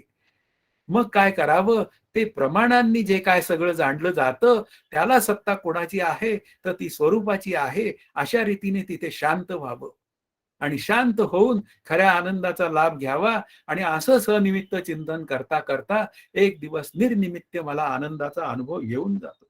म्हणून त्याच्या असण्याविषयी जो नेहमी संशय वाटतो त्याचं कारण माझ्या ज्ञानेंद्रियांच्या ज्ञानावर असलेला भर, तो हळूहळू आतमध्ये आपण समजून घेतला पाहिजे की असं काहीतरी एक तत्व आहे की जे 5 ज्ञानेंद्रिय आणि 6 प्रमाणांना कळत नाही, ते माझं स्वरूप आहे. म्हणून आत्मस्वरूपाच्या अस्तित्वाविषयी संशय धरूच नये. आणि ते माझं स्वरूप असल्यामुळे तर संशय धरायचं काही कारणच नाही, हा सगळा विचार आहे. म्हणून इथे काय आहे, आत्मस्वरूपाच्या तद्रूपतेनंतर जो अंतःकरणावर जो ठसा उमटतो तो मी आनंदाचा ठेव्यात इतका वेळ होतो असं बोलू शकतो. अशा पद्धतीने त्या पुन्हा एकदा शून्याचं निरसन केलेलं आहे. म्हणून इथे काय आहे, त्याच्या असण्याविषयी कधीही संशय बाळगून न घेता ते माझं स्वरूप आहे असा विचार करावा. आजच्या अभ्यासातला शेवटचा जो श्लोक आहे तो आत्म्याच्या स्वरूपाविषयी सांगणारी जी तर्क पद्धती आहे ती समजून सांगते. तो ज्ञेय नसला तरी अनुभव रूप किंवा अपरोक्ष असून स्वयंप्रकाश आहे. श्रुती त्याला सत्य ज्ञान अनंत म्हणते, ज्याला आपण सच्चिदानंद रूप म्हणतो किंवा श्रुती म्हणते सत्यम ज्ञानम अनंतम. असे विचार मांडले गेलेले आहेत. तेच तत्व सद्रूप आहे, चिद्रूप आहे आणि आनंदरूप आहे आणि ते माझं स्वरूप आहे. म्हणून इथे काय आहे, तो ज्ञेय नाही. आता त्यासाठी ही तर्क पद्धती या इथं माझ्या श्रीगुरूंनी मांडली आहे. फार सुंदर विचार. इथे प्रतिज्ञा नावाचं ही 5 अवयवी तर्क पद्धती आहे. त्यातला पहिला अवयव आहे प्रतिज्ञा. आत्मा स्वयंप्रकाश आहे. आता प्रतिज्ञा शब्दाचा अर्थ आहे की जे सिद्ध करायचं असतं त्याची प्रतिज्ञा करावी लागते. मग आत्मा स्वयंप्रकाश आहे हे आपल्याला प्रतिज्ञा आहे हे मला सिद्ध करायचं आहे. स्वयंप्रकाश आहे या शब्दाचा अर्थ आत्मा आणि प्रकाश त्याचा वेगळा नाही, हे एवढं आपल्याला कळलं पाहिजे. त्याला जाणून घेण्यासाठी दुसऱ्या आत्मस्वरूपाच्या प्रकाशाची गरज नाही, कारण दुसरं आत्मतत्व सिद्धच होत नाही. मग काय आहे, मग प्रतिज्ञा झाल्यावर हेतू सिद्ध करावा लागतो. आणि हेतू काय आहे, तो वृत्तीज्ञानाने न कळणारा प्रत्यक्ष आहे. आता प्रत्यक्ष शब्दाचा अर्थ प्रत्यक्ष रूप आहे, इंद्रिय प्रत्यक्षता इथे नाहीये. पण तो वृत्तीज्ञानाने न कळणारा आहे. याचा अर्थ वृत्तीज्ञानाच्या स्तरावर जे जे मला कळतं ते सगळं ज्ञाता ज्ञान ज्ञेय या स्वरूपात असतं. आणि वृत्ती शब्दाची व्याख्या अशी आहे की अंतःकरणातील ज्ञानाचा बदल करून देणाऱ्या परिणामास वृत्ती असे म्हणतात. मग माझ्या अंतःकरणामध्ये बदल झाला आणि हा समोर मला पीसी माझ्या समोर आहे, हा पर्सनल कॉम्प्युटर आहे, याचं मला ज्ञान झालं. आणि याचं मला ज्ञान झाल्यामुळे मी त्या खुर्चीवरनं इकडे तिकडे जात नाही, जोपर्यंत विचार मांडून पूर्ण होत नाही तोपर्यंत मी जात नाही. म्हणून मला हा त्रिपुटीच्या स्वरूपात जो पर्सनल कॉम्प्युटर दिसतो तो माझ्या वृत्तीज्ञानाला कळतो. म्हणून इथे काय आहे, जे जे काही वेगळेपणाने कळतं ते सगळं वृत्तीज्ञानाचा विषय असतं. पण आत्मस्वरूप मात्र स्वयंप्रकाश आहे. त्या आत्मस्वरूपाशी एकरूप होऊनच ते मला कळून घ्यावं लागेल. त्यामुळे तो वृत्तीज्ञानाचा विषय नाही. कारण जेव्हा वृत्ती शांत होते तेव्हाच आत्मस्वरूपाचा अनुभव येतो. मग आता हेतू झाल्यानंतर मग त्याला दृष्टांत दिला पाहिजे. मग दृष्टांत काय दिला? सुखादी संवेदनांप्रमाणे. मग आता या सुखादी संवेदना या मला सतत होत असतात. त्या निमित्ताने माझी अंतःकरण वृत्ती शांत होते आणि त्यावेळी जो मला आनंदाचा अनुभव येतो तो वास्तवात आत्मस्वरूपाचाच असतो. पण जातो मी त्या विषयांवर आनंदाचा विचार करतो, त्या विषयामुळे आनंद मिळाला असं म्हणतो आणि मी खरा त्या मिळालेल्या आनंदाचा सुद्धा नीट उपभोग घेऊ शकत नाही. म्हणजे त्या आनंदरूप वृत्तीला सुद्धा, त्या आनंदमय वृत्तीला सुद्धा मी सांभाळू शकत नाही. हा मोठा अभाग्याचा विषय आहे. मग आता उपनये मध्ये आत्मा तसाच आहे आणि निगमन मध्ये म्हणून आत्मा स्वयंप्रकाश आहे. तो मला वेगळेपणाने कळण्याची व्यवस्थाच नाही. म्हणून आत्मा वृत्तीज्ञानाचा विषय नाही. आणि तो जर वृत्तीज्ञानाचा विषय नसेल, तो स्वसंवेद्य असेल, तर त्याला वेगळेपणाने जाणण्याचा कधीही प्रयत्न न करता ध्यानाच्या निमित्ताने 5 कोशांचा लीन करून 5 कोशांना लीन करून आत्मस्वरूपाविषयी असलेली जी असंभावना आहे ती दूर होण्याची व्यवस्था आहे. आणि हळूहळू मला त्या निरासाचा विचार केला. देहाच्या निरासा पुन्हा आलंच. त्या 4 देहांचा निरास किंवा 5 कोशांचा निरास केला की तो आत्मा मी आहे असं मला जागृतीतही कळण्याची व्यवस्था आहे. वास्तवात जागृतीतच ते प्रथम कळलं पाहिजे. पण या ध्यानामुळे मी जर ध्यान निष्काम केलं तर माझी चित्तवृत्ती शुद्ध आणि शांत होत जाते आणि त्या आत्मस्वरूपाविषयी मी तर्क करू शकतो. आणि तर्क केल्यानंतर तो माझ्या आनंदाचा ठेवा आहे, तेच माझं स्वरूप आहे असा प्रत्यक्ष रूपतेने अनुभव घेऊ शकतो. आणि यासाठी मात्र मला या पंचकोशांचा बाध म्हणजे निराश केला पाहिजे. तरच मला माझ्या आनंदाचा ठेवा मी कळण्याची व्यवस्था आहे. आज इथे आपण थांबूया. जय जय रघुवीर समर्थ. हरि ओम तत्सत. श्री पांडुरंगाय नमः.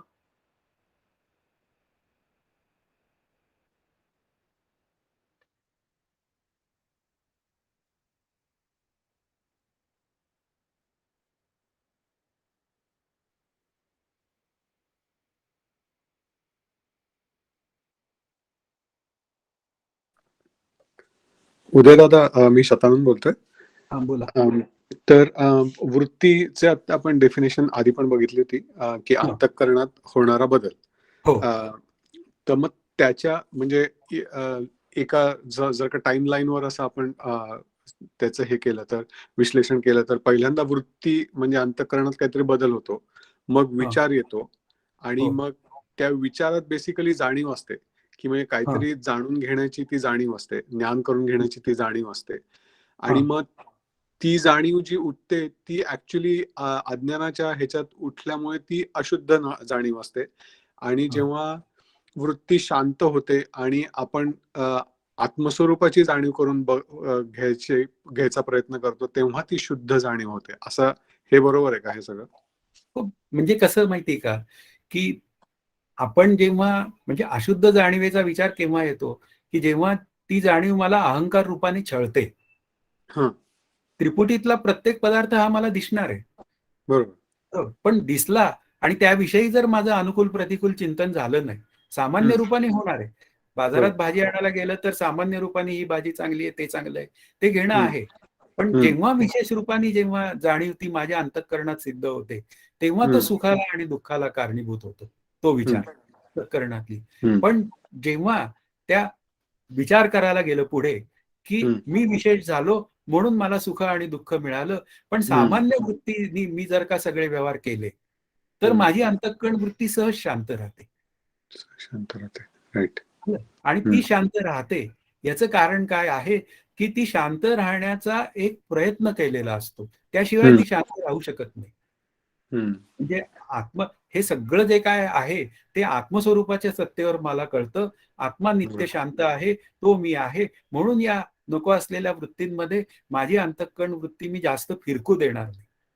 म्हणजे हम्म. तिथून मी काढून ती अभ्यासात लावणं, ती नामात लावणं, ती निष्काम कर्मोपासनेत लावणं, हा अभ्यासाचा हेतू आहे.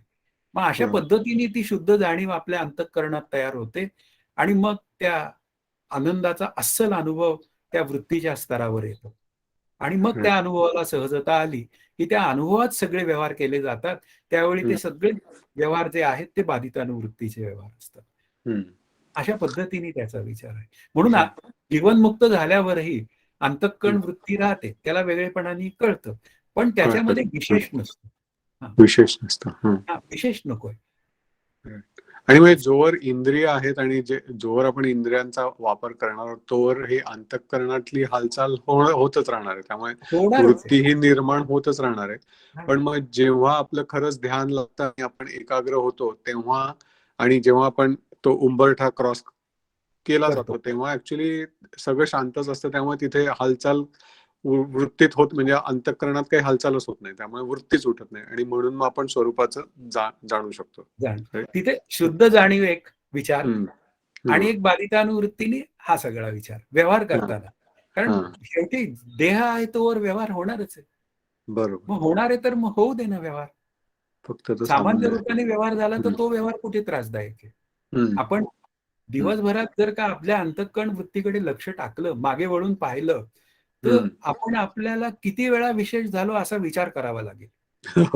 समजा जर का मी असं म्हणूया आपण की मला कळत असलेल्या समजा 5-10 तासात असं आपण म्हणूया, मी केवळ 5च वेळा मी विशेष झालो, की ज्यामुळे मला सुख किंवा दुःख भोगण्याचा प्रसंग आला, पण वेळीच मला सावरल्यामुळे मी शांत झालो.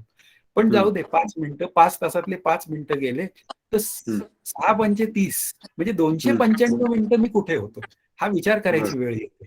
मग ते मी सामान्य वृत्तीमध्ये होतो, म्हणजे पाहायला गेलं तर मी आनंदातच होतो. हा तिथला टच तो आहे म्हणजे. अशा पद्धतीने बाधितानुवृत्ती सहज साधकावस्थेमध्ये ती सतत आपल्याला लक्षपूर्वक ती कमवावी लागते आणि सिद्धावस्थेमध्ये ती सहज राहते. असं आहे ते. राईट. हे बेस्ट आहे. म्हणजे हे अनालिटिकली तुम्ही बघू शकता म्हणजे स्वतःकडे की 295 वर्सेस 5. म्हणजे सोपं काम काय आहे की जेव्हा मी विशेष होतोय ना तेव्हाच मी माझ्याकडे बघायचं. अदरवाईज कशाला बघायचं? राईट. कारण बघायला गेलं की वेगळेपणा सिद्ध होईल. राईट. जेवढं कंटिन्युअसली साक्षीत्व आपल्याला करता येईल स्वतःच, तेवढं आपण जास्तीत जास्त सामान्यत्व मेंटेन करू शकू. येस, अगदी बरोबर. आणि मग साक्षीत्व करता करता त्या साक्षीत्वाला इतकी सहजता येते की साक्षीत्व करण्याची आवश्यकताच भासत नाही. बस तिथे सहजता आहे, तिथे ज्ञानरूपता आहे, तिथे अभ्यास संपलेला आहे. मग पुस्तकं बंद करून बसला तरी त्याला काही अडचण नाही त्याच्या दृष्टीने. म्हणजे आता ऐकताना मला असं वाटलं, साधना करायची म्हणजे वृत्तीला विशेषत्व न देण्याचा प्रयत्न करायचा. म्हणजे सामान्य वृत्ती ठीक आहे, पण विशेष वृत्ती नको. आणि ज्ञानाला मात्र सामान्यत्व द्यायचा प्रयत्न करायचा. आता विशेषत्वानी ज्ञान होऊन मग सामान्यत्व सिद्ध झालं पाहिजे. अच्छा, पण म्हणजे वृत्तीच्या बाबतीत जे करायचं त्याच्या उलट ज्ञानाच्या बाबतीत करायचं. आता कसं आहे माहितीये का की मी म्हणजे अज्ञान निवृत्तीसाठी मी देह नाही, मी करता नाही, मी भोगता नाही अशी वृत्ती तयार केली. बरोबर आहे. म्हणजे काम सगळं केलं, पण करतेपणा मी श्री गुरूंना अर्पण केला, मी करतेपणा त्या ईश्वराला अर्पण केला. त्यामुळे माझी अंतःकरण वृत्ती सहजच शांत राहिली. पण इथे काय आहे, साधन काळ आहे. म्हणजे मी तिला लक्षपूर्वक मी त्या वृत्तीला शांत ठेवलंय. असं करता करता एक दिवस माझी वृत्ती ही सहज शांत होऊन जाते. म्हणजे आलं लक्षात? सहज शांत होऊन जाते तेव्हा मला आनंदाचा अनुभव येतो वृत्तीच्या स्तरावर. काहीच या बाही असं तुकाराम महाराजांनी म्हणलंय. मग तसा आनंद आल्यानंतर मग श्री गुरु किंवा तत्सम व्यक्ती आपल्या जीवनात भेटते आणि ती सांगते, आता तुला जे कळलंय ना ते सर्वांमध्ये पहा. आता याला म्हणायचं व्यापक ज्ञानाचा अनुभव. आणि त्या व्यापक ज्ञानाच्या अनुभवामध्ये मी हा त्या 6 मध्ये म्हणजे स्वरूपामध्ये वितळून गेलेला असतो. आणि असंच हे सहज पाहणं असतं ते ज्ञानरूपतेचे लक्षण आहे. परफेक्ट. मला अजून एक ह्या संबंधी नाही, पण असे खूप सिमिलर शब्द येतात वाचण्यामध्ये आणि ते नीट समजून घ्यावेसे वाटतात. तर त्यापैकी आता चिदाभास समजला, कारण चिदाभास म्हणजे त्या चितचं आत्मप्रकाश. प्रतिबिंब आणि हा, ते आपण पार्ट ऑफ द जीव आहे. पण करेक्ट. चिदाकाश काय फरक आहे त्याच्यामध्ये? चिदाकाश इथे असतो. हो, पण म्हणजे ते ध्यान चिदाभास आणि अष्टांग योगाची चिदाकाश. जी मंडळी आहेत, हं. पण अष्टांग म्हणजे योगाची त्याच्यात जी एक्झॅक्ट मंडळी काय आहे? आहे, काय म्हणजे एक्झॅक्ट काय समजून इथे घ्यायचं म्हणजे? इथे आकाश आहे अशी एक कल्पना केलेली गेलेली आहे. म्हणजे नाही, मी कुठेतरी चिदाकाश म्हणजे तो चिदाकाश एक आहे, हा, हृदयाकाश आहे, दहराकाश आहे. नाही, पण हे असे एक बरेच. प्रकारे शरीर आहे का असं म्हणते. चित हा शब्द आता काढला. काय आहे ते अष्टांग योगी जे असतात ना, खरं म्हणजे मला त्याच्याविषयी फारशी माहित नाहीये, लक्षात घ्या. पण हे ध्यान योगी जे असतात ना, तर हम्म. ते कुंडलिनी जागृतीच्या निमित्ताने किंवा अ, हे ध्यान साधनेच्या निमित्ताने त्याचा विचार करतात. आणि मग ते म्हणतात की मन हे चिदाकाशात लीन झालं पाहिजे. आणि चिदाकाश हे इथं असतं. म्हणजे मन शांत झालं पाहिजे थोडक्यात. नाही, मला हा प्रश्न का आला तर आता चिदाभास म्हणजे चित म्हणजे ते ब्रह्म आणि भास म्हणजे त्याचा भास होतो, म्हणजे प्रतिबिंब पडतं, नाही, तसं म्हणून नाही. ते चिदाभास म्हणजे काय, की बुद्धीत पडलेलं आत्म्याचं प्रतिबिंब, त्याला हा, चिदाभास तेच ना, असं म्हणतात. म्हणजे तेच म्हणजे मी आता जीवाच्या बोलते ते. डेफिनेशन मध्ये जीव इज इक्वल टू चिदाभास. पण त्याचा चिदाकाशाशी काही संबंध नाही. नाही नाही, त्या अनॉलॉजीने मी समजून घ्यायचा प्रयत्न करते की चिदाकाश मध्ये चित आहे आणि आकाश आहे. तर मग कुठेतरी मी असं बघितलं की हे चिदाकाश, चित्ताकाश आणि भूताकाश हे 3 आकाश आहेत. भूताकाश वगैरे असं सांगितलं. हो, हे आणि 3 आकाश हे म्हणजे शब्द मी पहिलेच नाही, ऐकले बाबा. 3 आकाश भूताकाश म्हणजे वगैरे हे ते मी पहिल्यांदा हा, ऐकले. नाही, बरोबर आहे. मी पण पहिल्यांदाच वाचलं. आणि 3 आकाश आणि 3 शरीर म्हणजे मग ते शरीर आहे, स्थूल शरीराचा भाग सूक्ष्म आहे. कारण. स्थूल सूक्ष्म कारण ही ती शरीरांची भाषा मला मान्य आहे. एक्झॅक्टली तसं म्हणजे हा. चिदाकाश म्हणजे शरीर का असं मी विचार. चिदाकाश म्हणजे इथे आता हे वरती डोक्याच्या पशी जे असतं, आता इथे पण एक काहीतरी म्हणतात बुवा, आता त्याला माझं नाही लक्षात आता. म्हणजे तर त्यालाही काहीतरी म्हणलेलं आहे त्यांनी. भ्रूमध्य बर. म्हणजे भ्रूमध्य. आता भ्रूमध्यामध्ये आकाशाची कल्पना केलेली आहे. म्हणजे ज्यावेळी ते ध्यानाला बसतात, त्यावेळी ते म्हणतात की तुमची दृष्टी तुम्ही भ्रूमध्यावर ठेवा. म्हणजे भ्रूमध्यावर ठेवायची म्हणजे कशी ठेवणार मी दृष्टी? हो, डोळे झाकून दृष्टी कशी ठेवणार? म्हणजे होय. त्या माझ्या इथे कुठेतरी मला त्या आकाशात स्थिर करायचं. मनाने. ते सगळं मनानेच करावं लागतं. ते ध्यानाचा विषय आहे. तो आपल्या अच्छा. अभ्यासाचा विषय नाहीये. म्हणजे माझ्या नाही, कारण मी त्याला योग्य नाही. हे मी कबूल करतो. हम्म. हं. आता विचारांनी अभ्यास करायचा, जीवदशा बाधित करायची. हम्म. 15 वर्ष ध्यान करून चांगदेव महाराजांना 65 ओव्यांसाठी ज्ञानदेवांकडे जावं लागलं. एवढा विचार हम्म. केला की मग 65 ओव्या आपण आधीच अभ्यास कराव्या. या मतात मी आहे. अच्छा. 1400 वर्ष वाया निघाली.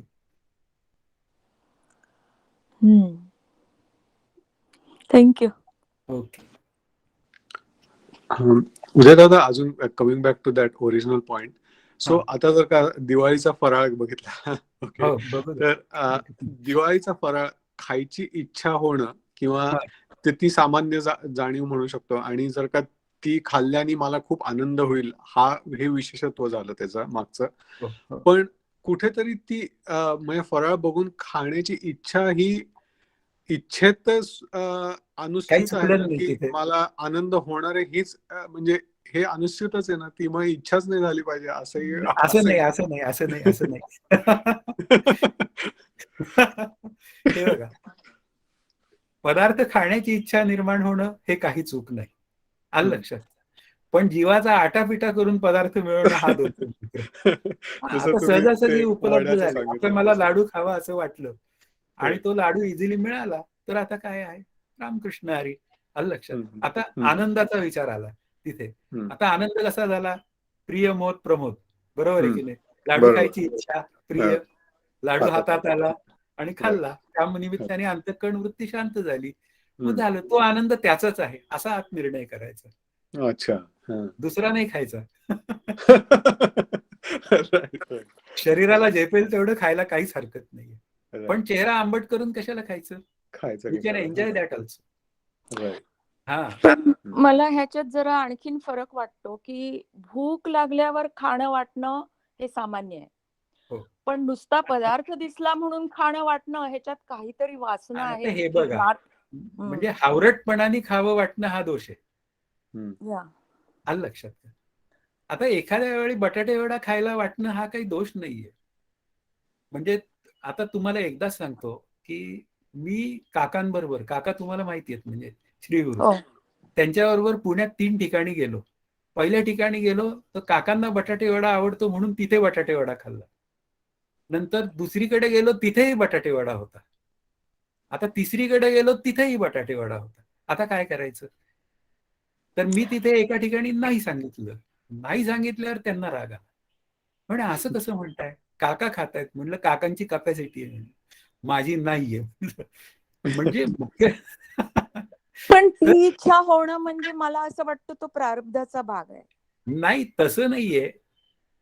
शरीर आहे, शरीराला अन्नाची गरज आहे, त्याप्रमाणे अन्न खायची इच्छा निर्माण होणं शक्य आहे. बासुंदी खावी असे वाटणं इच्छा सहज आहे, पण किती खावी? आपल्याला मानवेल तेवढी खावी. इतकी खाऊ नये की मला डॉक्टरकडे जावं लागेल. अशा पद्धतीने विचार करायचा आणि परत मग चिंतन नको त्या बासुंदीचं. प्रॉब्लेम तिथं आहे. एक्झॅक्टली. हा म्हणजे सहज इच्छा येणं हे ठीक आहे, कारण तो प्रारब्धाचा भाग आहे. प्रारब्ध पण शरीराचं नाही, तसं आली इच्छा, खाल्लं, काय फरक पडला सांगा ना? त्यांनी पण काही तरी देहबुद्धी वासना सिद्ध आहे होत ना. नाही. त्यांनी देहबुद्धी सिद्ध होत नाही, पण वारंवार त्या बासुंदीचं, लाडूचं चिंतन करणं हा दोष आहे. लक्षात पण आलं का? आता मला असं तरी सुद्धा असं वाटतं, म्हणजे मी आता तुम्ही नेमकं डॉक्टर काकांचं उदाहरण दिलं म्हणून, पण समजा आणखीन कुणाचं दिलं तर मी असं म्हणते की जसं आता एक काय काय गोष्टी असतात, दगड आणि सोनं दिसलं तर सोनं कव्हर केलं कोणीतरी. नाही, दगड आणि सोनं सेम दिसायला पाहिजे तुम्हाला. वासना आहे म्हणून ते वेगळं दिसतं. काय काय म्हणजे तुम्हाला म्हणायचं काय नक्की? मला असं वाटतं ती प्रारब्धानुरूप ती वासना असते. व्हेरी काय म्हणतात त्याला, प्रश्न काय आहे? मी दरवेळेस ती वासना जर माझ्या अंतःकरणात जागृत करत असेल तर ती प्रारब्धानी कशी म्हणायची? प्रारब्धानी अचानक वासना उद्भवते. नाही, प्रारब्ध आणि आवड निवड निर्माण झालेली आहे नाही, एवढंच. ती असेल ना आवड निवड. एखाद्याला गोड आवडतं, एखाद्याला तिखट आवडतं, हे मान्य आहे अगदी. पण सततच त्या आठवणीत मी जीवन जगणं हा दोष आहे. नाही नाही, दिसल्यावर पण त्याचं काहीच नाही वाटलं पाहिजे असं मी म्हणते. असं काही नाही, असं काही नाही. खावंसं वाटलं ना तर आनंदाने खावं, त्यांनी काही बद्ध होणार नाही. असं. बर. पण आय थिंक तुम्ही जे म्हणलात पण ते त्या खाण्याचं चिंतन करू नका. हा, ते खूप इम्पॉर्टंट आहे की शेवटी कसं त्याच्यातनं मोकळं होता आलं पाहिजे. अंतःकरणात एखादी इच्छा निर्माण होणं ठीक आहे. आता ती प्राप्त झाली तरी हरिओम आणि नाही प्राप्त झाली तरी हरिओम. त्यानंतर जर त्याचं इलॉंगेटेड चिंतन झालं तर तो दोष होतो. असं. हॅलो हा. सर, नमस्कार. मला नमस्कार. शेवटचे जे तुम्ही 2 श्लोक सांगितले ना सर, ते खूप कोणते? अवघड वाटले. कुठले? आपण आता समाप्ती करताना जे तुम्ही 2 श्लोक सांगले लास्टचे, बर. ते मला जरासा त्याचे समजले नाही, थोडेसे सांगाल का? नाही, तुम्ही त्याचं चिंतन करा ना. त्याच्यामध्ये काय सांगितलंय की जे 5 ज्ञानेंद्रियांनी कळतं मला ते आत्मा नसतं. एवढं कळलं की काम झालं. म्हणून ते जे मला ज्ञाता ज्ञान ज्ञेय त्रिपुटीच्या स्वरूपात कळतं ते काय आहे? हा, ते भासमान कळणं. आणि आत्मा मात्र एकमेव अद्वितीय असल्यामुळे तो वेगळेपणाने कळणार नाही. त्यांना मुख्य तेच सांगा, तो अनुभव रूप आहे. हा, बस तेवढं सांगा. तो वृत्तीज्ञानाचा विषय नाही, तो शेवटच्या श्लोकाचा विचार आहे की वृत्तीज्ञानाने जेवढं म्हणून कळतं तेवढं पुन्हा त्रिपुटीतलं असतं. मग आता वृत्तीच्या निरासा पुन्हा आपण म्हणूया. देहाच्या निरासा म्हणजे काय? तो देह म्हणजे तो सूक्ष्म देहाच्या निरासा, पाविजेया ठाया. हा, वृत्तीच्या स्तरावर मला कळलं पाहिजे. शेवटी ज्ञान होणारे कोणाला कळणार आहे? हा त्यातला भाग आहे, तो वृत्तीलाच कळणार आहे. हा, मग मी आत्मा हे कोणाला कळणार? वृत्तीलाच कळणार आहे. हा, मग त्याला कळेल एकदा की मला ज्ञान झालं. मग आता झालं तर एकदा नाच बाबा. त्यानंतर मग पुन्हा सामान्य हो. 2 नद्या एकत्र आल्या की जरा उचंबळ होऊ देत, पण त्यानंतर पुन्हा समतल अवस्था येतेच.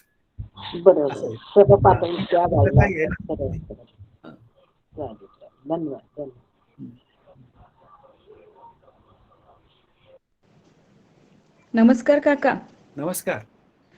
आता ह्या आधीचा जो प्रश्न होता, म्हणजे पदार्थांविषयीचं जे आपलं डिस्कशन चालू होतं, हा. तर त्यामध्ये जे तुम्ही म्हटलं की बा पदार्थ म्हणजे आता जसं दिवाळी आहे आपण हो. फराळाचं करतो, हम्म. बरोबर आहे. तर हम्म. दिवाळी आहे, सण आहे, फराळ करणे हे ऑब्वियस आहे, हो. बरोबर आहे. पण हो. त्याचं जे चिंतन आहे तर हो. ते चिंतन करणे याला हा दोष आहे. हो. करा, मोकळं व्हा, हो. नाही का. हो. पण त्याच्या चिंतनात राहायचं नाहीये आपल्याला. हा, आणि त्याच्या ते चिंतनात चिंतन राहणे अनात्मच म्हणजे आहे. जसं आपलं मागच्या वेळेस जे आपण डिस्कस केलं की कोशांचा अभ्यास केला आपण, हो. कोशांचा निरास. हो. तर पहिला कोश बघितला आपण अन्नमय कोश, नाही हम्म. का. तर हे चिंतन समजा आपलं घडत असेल तर आपण अन्नमय कोशामध्ये अडकलेलो आहे असं समजायला हरकत नाही ना, नाही का. हरकत. पदार्थांविषयीचं हो. चिंतन पण किंवा चिंतन तेच ते अंतःकरण वेगवेगळे. वृत्ती करतं ना, हो, हो, अंतःकरण वृत्ती म्हणून करते. मनोमय विज्ञानमय हे सगळे येतातच त्याच्यात. हो, पण वृत्ती जी आहे ती अन्नात राहते, पदार्थांमध्ये राहते वृत्ती, हो. नाही का. तर ते हो. अन्नमय कोशामध्ये अडकलेलं लक्षण आहे ना आपलं. असं आपण अभ्यास करू शकतो ना पण किंवा वृत्ती अन्नमय कोशाची नाहीये ना, वृत्ती मनोमय किंवा बुद्धिमय आहे. हो, हो, हो. पण वृत्ती कुठे चालली आहे असं मी म्हणतेय की अन्नात पदार्थांकडे चालली. हा, चालली आहे, पदार्थांविषयी. पदार्थांकडे. अन्नमय हा, कोशाकडे समाधान हा, कोणाला मिळणार आहे? हा, समाधान कोणाला मिळणार आहे? अंतःकरणाला. अंतःकरणाला. शरीराला समाधान होणं शक्य नाही, कारण ते जड आहे चैतन्य. हो, बरोबर आहे. समाधान शरीरावर नंतर दिसतं वजन वाढल्यावर. हम्म, हम्म, हम्म. तर तिथे आपल्याला चटकन लक्षात आलं पाहिजे ना, सावध होता Yes. आलं पाहिजे की सावध ठीक आहे. आपल्याला खाण्यामध्ये अतिरेकामध्ये खाण्याला बंधन नाहीये, पण अजिबात त्याच्या चिंतनात दोष आहे. अगदी तर चिंतन नाही. असं म्हणजे आपल्या हातात क्रियामान स्वातंत्र्य आहे की आपल्याला स्वतःहून सावरायचं की आपण कशाचं चिंतन आपलं जास्ती घडत आहे, नाही का. समर्थांची ओवी आहे, आता माझ्या लक्षात आली. सांडून हम्म, राम आनंद घन, करी जो विषय चिंतन, तया हम्म, लोलंगतासी समाधान कैसे. कसं असा तो विचार आहे. बरोबर. दादा, मला असं वाटतं हा. की दिवाळीचे फराळाचे पदार्थ किंवा बटाटे वडा यांचं चिंतन मनात आलं, विचार मनात आला, तरी त्यांना सत्ता आत्मस्वरूपाच्या किंवा ब्रह्मस्वरूपाच्या सत्तेवर आहे. प्रत्येक अस्तित्वात असलेली गोष्ट जी आहे त्याच्या मागं आत्मरूप किंवा ब्रह्मस्वरूपच आहे असं चिंतन झालं तर काहीच दोष राहणार नाही ना. नाही, ती अडचण नाहीये, पण ते बटाटे वडे फराळाचे पदार्थ आवाच्या सवा नाही खाता येणार. नाही, खायचे नाहीच आहे, आणि पण इच्छा झाली. चिंतनही करता येणार नाही. ते चिंतन झटकलं पाहिजे, म्हणजे इलॉंगेट होत असेल तर. हा, बरोबर आहे. पण मनात विचार आला तर आत्मस्वरूपाचा विचार करावा, त्याच्या सत्तेवर हे सर्व अस्तित्वात आहेत. बस चालतंय, तसंही चालेल. दादा, जाणीव नेणीव भगवंती नाही याविषयी जरा थोडं स्पष्टीकरण करता का? मला असं वाटतं जाणीव म्हणजे मला कळतं या स्वरूपात असलेली जाणीव, आणि नेणीव म्हणजे मला काही कळत नाही अशी या स्वरूपात असलेली नेणीव. आता त्या भगवंती म्हणजे आत्मस्वरूपाच्या ठिकाणी नाही, मग जाणीव नेणीव कोणाच्या ठिकाणी आहे? जीवाच्या ठिकाणी आहे, असा विचार करू शकतो. बरोबर आहे. म्हणजे आत्म्याला माझ्या सत्तेवर जाणलं जातं, ज्ञान होतं, किंवा माझ्या सत्तेवर अज्ञान होतं, असं त्याला समजत नाही, असंच म्हणायचं ना. नाही, म्हणजे याचा अर्थ आत्मस्वरूप जाणीव नेणीव या दोन गोष्टींपासून वेगळा आहे. म्हणजे आत्मा वेगळेपणाने जाणण्याचा विषय नाही, पुन्हा तेच अनुभव रूप आहे, अशा अर्थ. हा, ठीक आहे, ठीक आहे. तुम्ही सगळे चर्चा करताना त्यामुळे मलाही काही गोष्टी नव्याने कळतात.